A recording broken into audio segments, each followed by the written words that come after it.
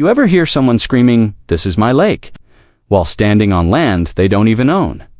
Let me tell you something. The most dangerous people aren't the criminals. They aren't the outlaws or the renegades. The most dangerous? People in America are the entitled, delusional middle managers of the world, the ones who mistake control for power. Like the Karen who thought her HOA title gave her dominion over my family's land. Over my lake. Over me. She didn't realize she had stepped onto ground with deeper roots and older scars than she could comprehend. It started with loud music, a pontoon packed with drunk guests tied up to my dock, and a woman in an oversized sun hat barking orders like she was directing traffic on a yacht club runway. I walked down barefoot from my cabin, just wanted to fish in peace, enjoy the morning mist off the water. But there they were, beer cans, cigarette butts, and the hollow sound of forced laughter echoing across the water. I told them calmly, "You're on private land. I own this entire shoreline and the water up to the markers. You need to leave," she scoffed. Said, "We're with the HOA, sweetie. You can't ban us from the lake." That's when I knew I wasn't dealing with a misunderstanding. I was dealing with a power trip, a battle. And she had no idea what she'd walked into, because the cabin, it wasn't just any lakeside cabin. My grandfather built it in 1948 with his bare hands. The lake. It's spring-fed from an underground aquifer that runs under their subdivision, and the deed, I've got it framed, signed by 3 counties, and predating the HOA by half a century. But instead of apologizing or packing up, she did what all insecure tyrants do when their illusion of control shatters. She called the cops, claimed I was harassing her guests, claimed they had every right to enjoy the neighborhood amenities. What she didn't realize is I'm not part of the neighborhood, and the law, it's not on her side. Stay with me. Because by the time this ends, she wished she had just packed up her wine coolers and left when she had the chance. The deputy showed up like clockwork, lights flashing, gravel crunching under tires, a slow saunter up the hill toward my cabin like he was ready to deliver some neighborhood justice. Karen stood there waving her arms like she was guiding in an airplane, flanked by her guests with their smartphones already out, hoping to catch a viral moment where the angry man got put in his place. But here's the thing they didn't understand. I wasn't angry. I was patient. See, when you own something, truly own it, not lease it, not get it through an HOA, but when your name is carved into the stone of a land deed, there's a calm that comes with it, a power, because the land listens to you. The water knows your name. The trees, the soil, the wind, they don't bow to noise and arrogance. They protect those who respect them. The officer stepped onto my porch, hand resting lightly on his belt. "We got a complaint," he said. "Some folks say you're denying access to the lake." I didn't flinch, didn't raise my voice. I handed him a folder inside, certified documents showing the lake's ownership boundaries, satellite overlays, legal survey stamps, and one very old, very firm declaration: waterway and surrounding property held under private deed. Access prohibited. He took his time flipping through it. Karen kept shouting from the hill, "He's lying. This whole lake is part of the community. We've had parties here for years." That's the disease of entitlement, when people confuse repetition with legitimacy. Do a thing often enough, and they convince themselves it's legal. Even Moral. The deputy sighed, closed the folder, and looked at her. "Ma'am," he said, "he owns the land and the water rights. You and your guests are trespassing." Silence. Dead silence. For one fleeting moment, you could see it in her eyes, that terrifying realization that she wasn't in control. That no title, no board, meeting no monthly dues could protect her from the truth. And the truth is, she brought the battle to my doorstep. What she didn't know is, I had just begun to fight back. Not with noise, not with drama, with law, with patience, and with the kind of quiet vengeance only the land itself can deliver. The next morning, I filed the first cease and desist letter, not just against her, but against the entire HOA board, certified mail. Legal citations, a digital copy sent to their email list, and a physical version posted to the community bulletin board next to their beloved pickleball schedule. It wasn't just about the trespass anymore. It was about the pattern, the emails, the complaints, the passive-aggressive letters they had slipped into my rural mailbox like they were God's messengers. "Your boat is an eyesore. Your dock doesn't meet community aesthetic standards. We would appreciate if your guests refrained from using our amenities. They kept saying that word like it meant something, like it gave them power over property their jurisdiction didn't even touch, so I started digging deep. I pulled the original land surveys, mapped the watershed boundary, and highlighted where their development, their cookie-cutter homes, and artificial landscaping leaked runoff into my protected lake. EPA guidelines violated, wildlife habitats disturbed, my land polluted, and I wasn't going to report them. No, I was going to warn them. One final chance to walk away from this mess before it got bigger than them. Before their lawyer bills started stacking higher than their HOA dues. Before the court found out how long they'd been using a private lake to inflate their property values, I emailed Karen directly. No threats, no anger, just a reminder. Your guests trespassed. Your runoff is illegal. You've got 7 days to respond before I pursue civil damages. She didn't reply. Instead, she doubled down.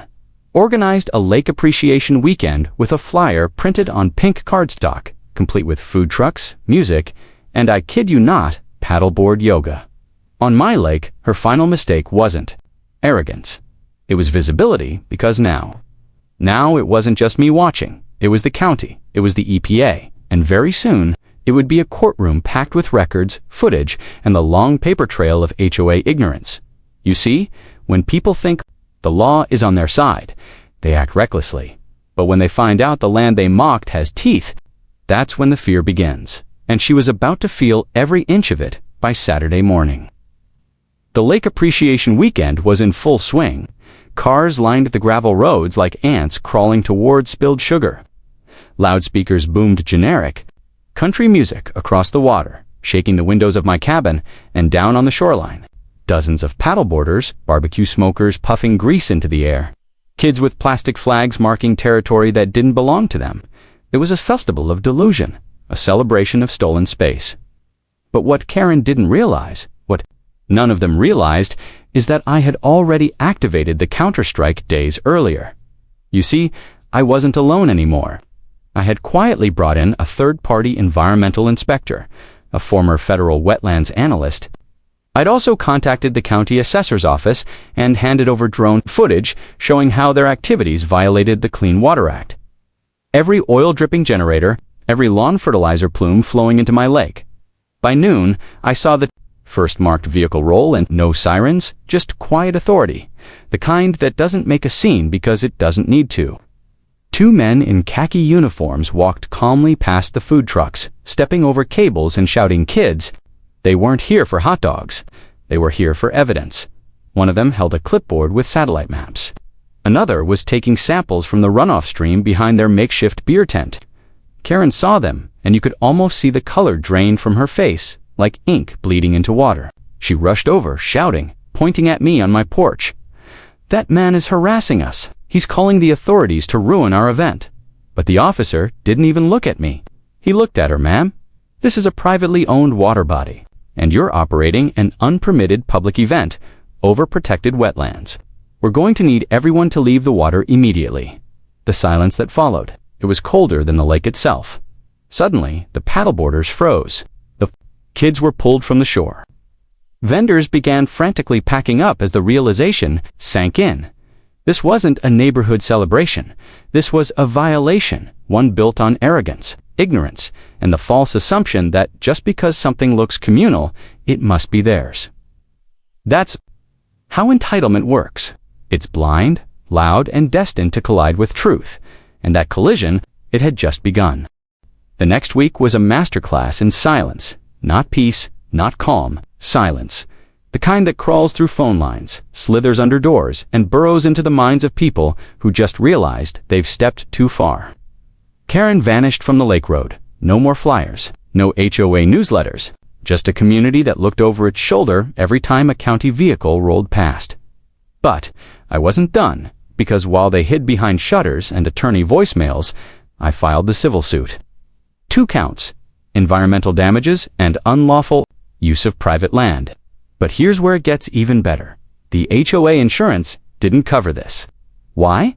Because they were operating outside of their governing domain, their precious legal firewall. It had holes, big ones, and I had the documentation to walk straight through them, By Friday, the HOA board had an emergency meeting. Closed doors, no minutes. But leaks always find cracks, and one of their own forwarded me the email thread. Karen had told the board it was a minor misunderstanding, and that he'd never go this far.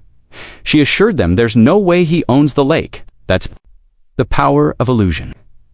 When someone lives in delusion long enough, they think reality will bend to their wishes. But here's the truth. Reality doesn't care what you believe. It only honors what you can prove. And I could prove everything.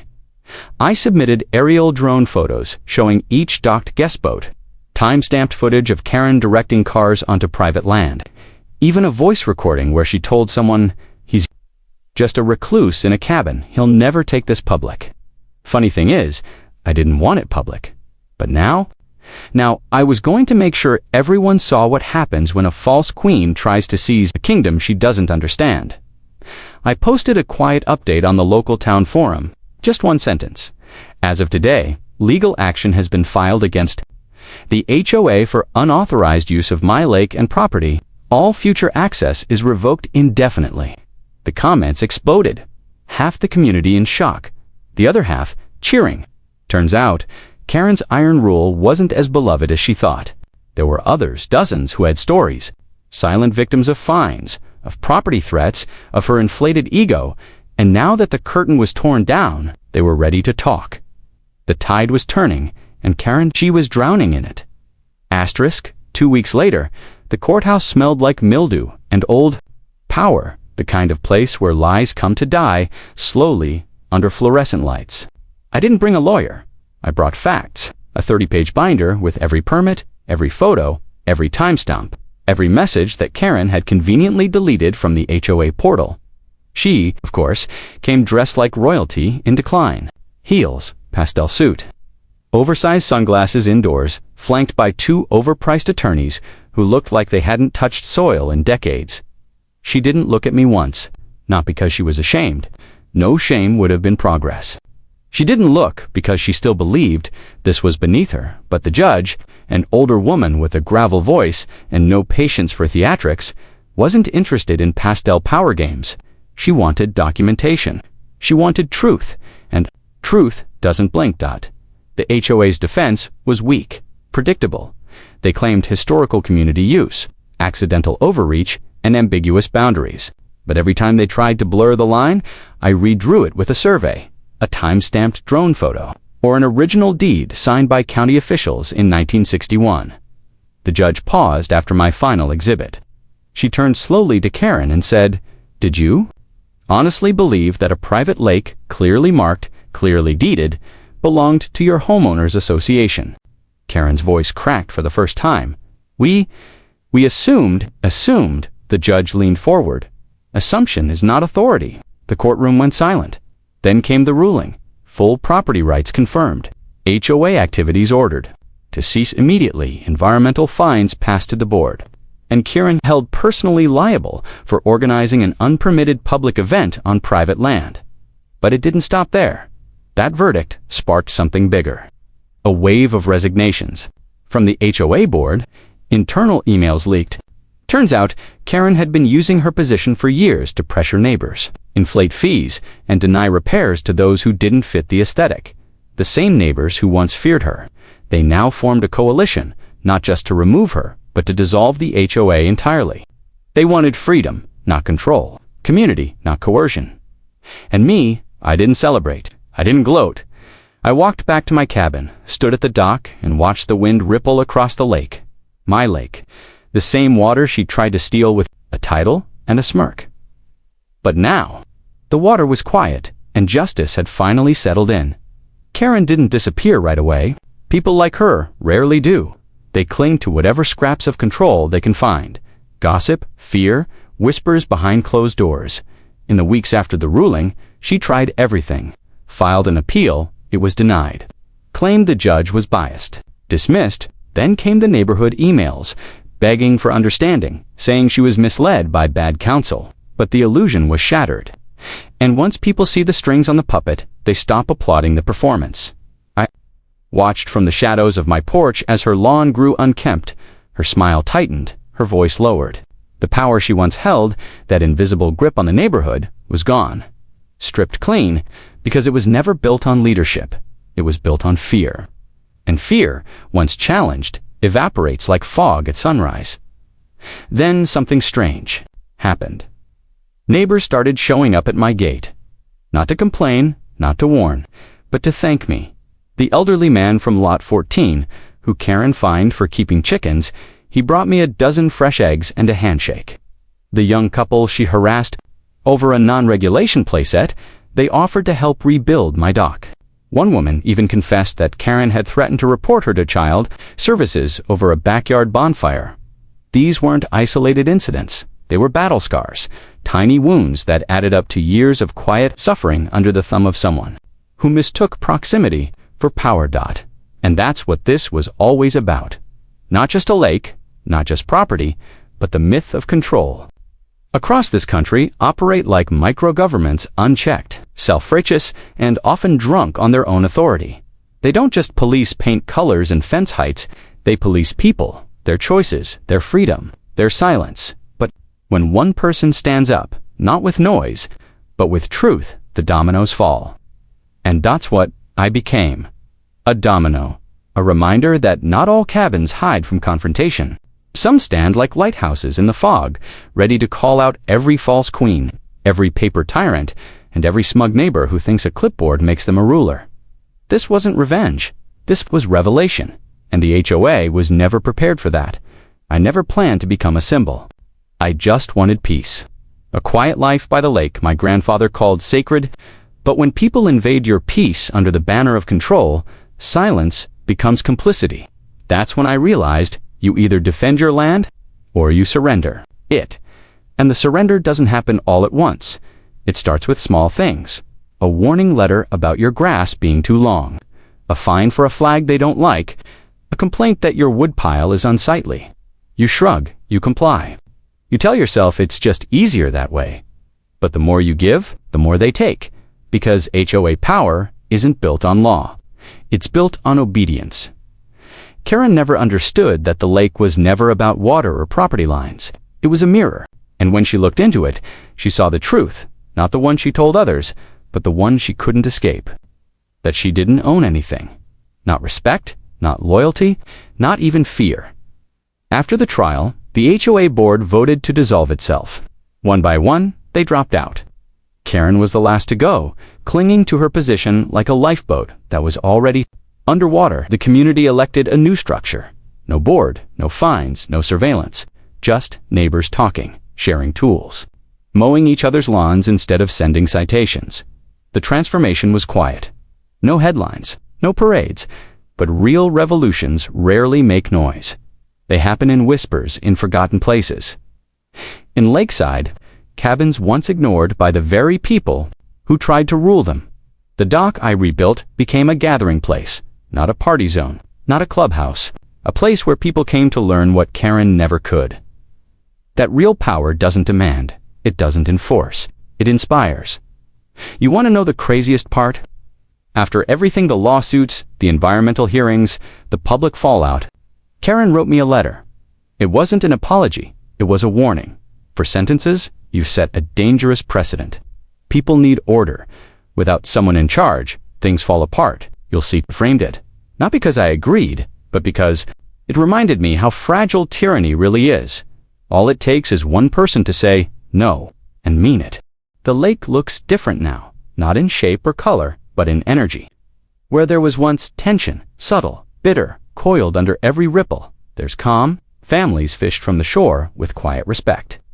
Children skip stones, not shouting, like conquerors, but playing like guests. Even the birds returned, herons nesting again where Karen once parked her pontoon during her sunset socials. The land knows. It always knows. It remembers who listens and who takes. And now, it was healing. But healing doesn't come without a cost. In the aftermath, I began hearing from others.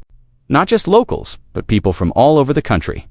Folks who saw the court records or heard whispers through HOA watchdog forums, or read anonymous posts in homeowner survival groups. Stories poured in. Horror stories. A retired Marine whose HOA tried to evict him for flying a flag too high. A widow who was fined daily for planting native flowers. Villain, a bored drunk on rules, blind to reason, and deaf to dignity. That's when I realized this wasn't just my battle, it was a symptom of something. Bigger HOAs were never meant to protect communities. They were built to control them quietly, legally, and with the illusion of consent. And they prey on isolation, on silence. What if every lake, every fence, every porch light became a line in the sand? Not out of anger, but out of self-respect. That's why I started recording. Documenting my journey, sharing the footage, exposing the tactics. Not to go viral, not for fame. But so the next person who faces a clipboard-wielding tyrant with a smile and a threat has something to hold on to. Proof, inspiration, path. Because once you awaken to how false authority operates, you never unsee. You become dangerous, not to others, but to systems built on unchallenged power. And as the sun sets over my quiet, sovereign lake, I think of every voice still silenced, every homeowner still cornered, and I whisper into the wind, they're coming, and they're not alone anymore. I didn't win because I had money. I didn't win because I had influence. That's the real weapon against manufactured authority, identity. The moment you remember your worth, their rules collapse under their own. Wait, you see? Systems like HOAs thrive in places where people forget how to own themselves, where silence is mistaken for civility, where fear is sold as order, where someone like Karen can walk into a community, wrap herself in the language of rules, and convince everyone that resistance is uncouth, and security cameras. The truth breathes freely, and the truth is, no piece of paper gives someone the right to control your soul. The lake taught me that. The land reminded me. But legacy, memory, freedom, that's what I was protecting, not just a patch of water. And trees, but the space where a man can live without asking permission, where he can build, fish, sit, speak, and dream, without someone measuring the angle of his shutters or the color of his mailbox. Karen thought this was about property, but it never was. This was about territory, invisible lines drawn not on maps, but inside minds. Control disguised as structure, chains disguised as community. So now, to you, the one listening, watching, thinking this sounds too familiar, you're not crazy for feeling trapped, you're not weak for wanting out, and you're not alone. If you've been targeted by people who hide behind acronyms and fine print, you are exactly the threat they fear. A voice that won't bow, a name that won't vanish, a soul that remembers what it means to live ungoverned. This cabin, this lake, it's just one story, but stories spread, and truth has a way of infecting the minds that need it most. So if you've been silent, don't be. If you've been afraid, stand up, because the moment you stop apologizing for existing, that's the moment they lose. Forever, it's been months. Now, since Karen vanished from the community, her house is up for sale, overpriced, under-offered, the shutters are faded, the grass is long, sits empty in the shadow of what she tried to become. They say she moved to a different subdivision downstate, smaller homes, bigger fences. Maybe she's learned something. Or maybe her name means something else now. It's a lesson, a warning, a scar we don't cover, because this wasn't just a personal victory. It became a template. Since that court ruling, 3 other homeowners in nearby counties have won similar suits, citing mine as precedent. A movement is forming, quietly, beneath the radar, asking to see the original deeds. And the moment people ask questions, that's when the illusion cracks. That's what Karen feared. It doesn't need a uniform or a badge or a board meeting to assert itself. Real freedom walks barefoot to the lake at dawn, drinks coffee on a porch it built itself, and doesn't flinch when someone knocks with a clipboard and a condescending smile. But here's the twist. It's not just the Karens you need to watch. It's the systems that create them, that breed small tyrants by giving them just enough power to feel important, just enough rules to feel justified. That's the deeper enemy. That's why this fight doesn't end with one lawsuit. It continues every time someone chooses to own instead of obey. Every time someone reads the contract before signing. Every time someone refuses to apologize for living outside the lines. So if you've got a piece of land they want to control, a lifestyle they want to regulate, or a dream they say is not compliant, know this: you don't need permission. Need courage, and the moment you step outside the fences they built around your mind, you'll find something waiting for you still, unshaken, eternal, freedom, and brother. Once you taste it, you never go back. I get letters now, emails, DMS, from strangers across the country, veterans, retirees, single moms, off-grid families, even young couples who just bought their first home, all telling me the same thing. They're trying to control everything. I didn't know I could fight back. You made me realize I'm not powerless, but responsibility, because when you become the one who breaks the spell, you don't get to walk away from the battlefield. You become the signal fire. And that's what this story is now. A fire spreading quietly, burning through the paperwork prisons built by people who forgot what it means to live. I've said it before, and I'll say it again. This was never about one Karen. It was never just about one lake. This is about the war between ownership and illusion. Because when someone tells you you're not allowed, they're not really protecting the rules, they're protecting themselves, their comfort, their status, their illusion of authority. But when you challenge that illusion with truth, they panic, because truth is dangerous. Truth reminds people they were never meant to live in fear of fines or architectural review committees. That land, real land, doesn't care about siding, color, or flower bed regulations. It only cares about presence, reverence, legacy. So let me ask you something. What do you own? Not just legally, but spiritually, personally, fiercely. What hill will you die on, even if they send the sheriffs and the signatures? Own you. Maybe it's your garden. Maybe it's your silence. Maybe it's the right to raise your kids without someone counting their toys or measuring their swing set. Whatever it is, defend it. Don't wait until they knock. Don't wait until someone parks a boat on your soul and tells you it's common property. Start now. Say the word no like it's sacred. Plant your flag before they pave over the ground you forgot to protect.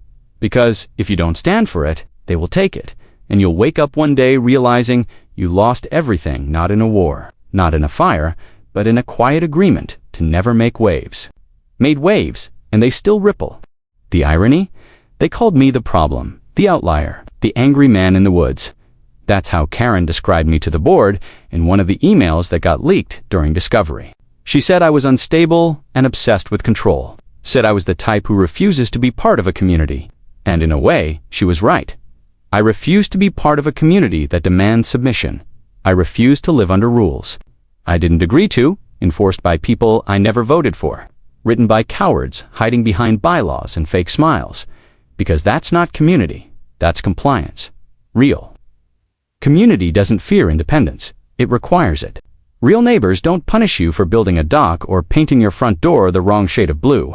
They show up with a hammer and ask if you need help. They don't spy on your garden. They ask what you're planting. A community. She wanted a kingdom. And the HOA gave her a paper crown and a plastic scepter. Rules she could enforce, power she didn't earn, and the illusion that fear was the same thing as respect. But power borrowed from paper always runs out, and when it did, she didn't know how to live without it. Last I heard, she tried to start a new HOA in her new neighborhood, but the residents weren't interested. One of them had read my story. Another had fought their own HOA years ago. They shut her down before she even got to the third bullet point on her agenda. Because once people know the playbook, the fear disappears. That's why they work so hard to keep you uninformed. To bury the original property deeds, to use language you don't understand, to fine you into exhaustion. It's not about order, it's about obedience. But the moment you see through it, you're free. That awakening, and you might lose friends. You might get dirty looks. You might be called difficult or dangerous or unneighborly. Wear it like armor, because the people who truly understand freedom, they'll find you, they'll shake your hand, and you'll realize you were never alone to begin with. You were just the first one to stand. Asterisk, there's a quiet rebellion happening across this country. You won't see it on the news. You won't read about it in the HOA newsletters or real estate brochures. But it's growing in the hills, in the suburbs, even in the cul-de-sacs.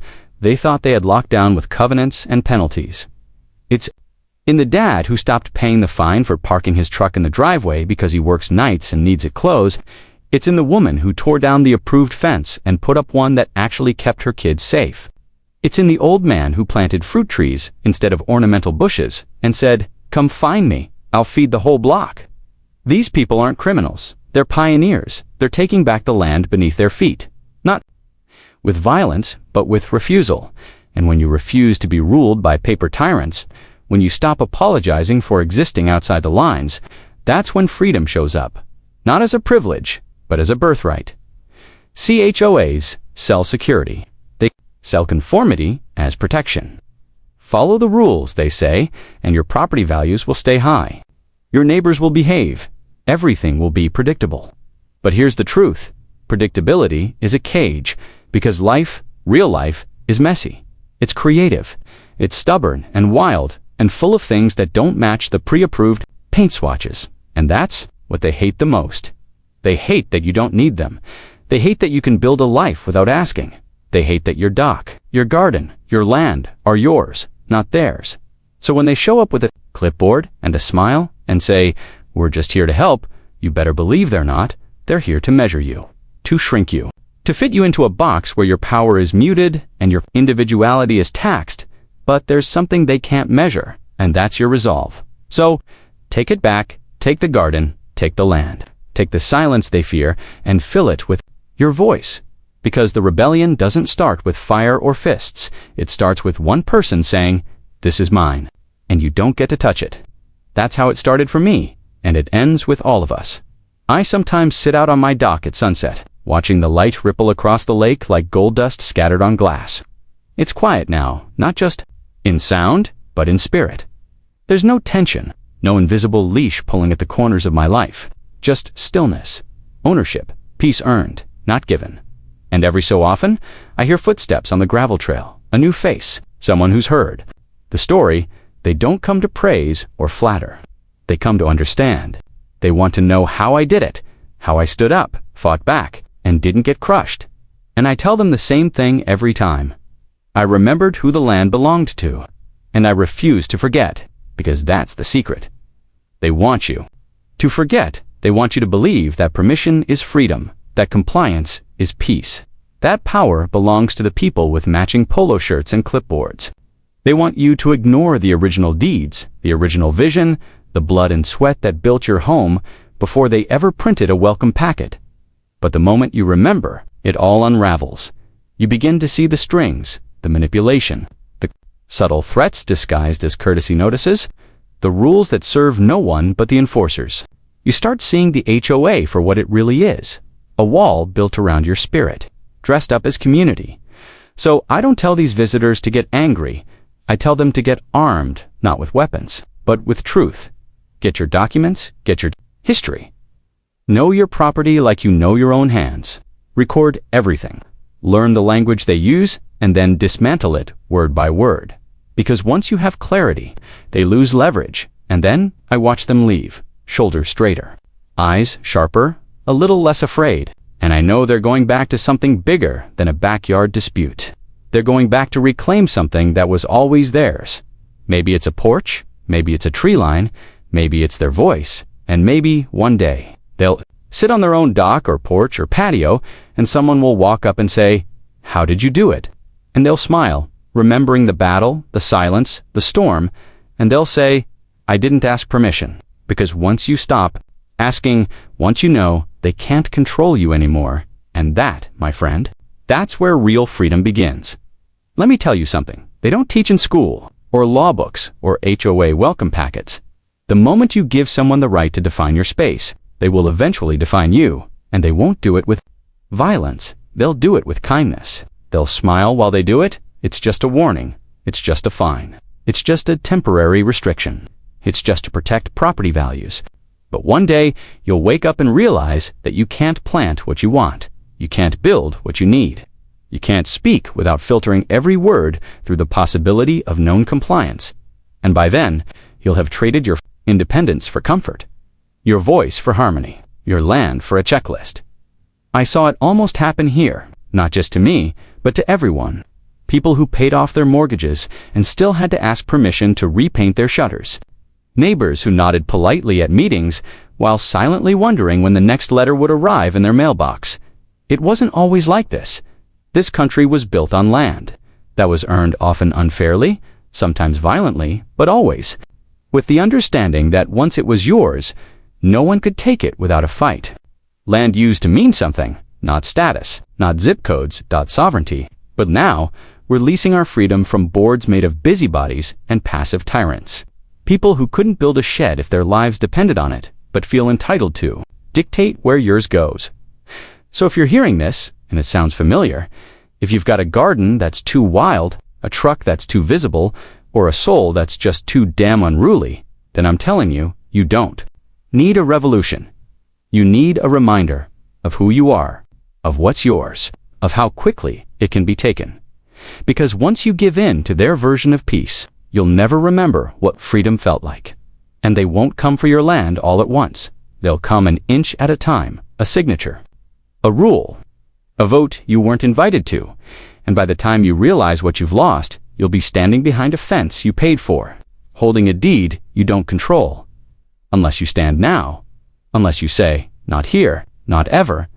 That's what I said, and I never said it twice. The truth is, I never wanted to become a symbol. I didn't fight this war to prove a point.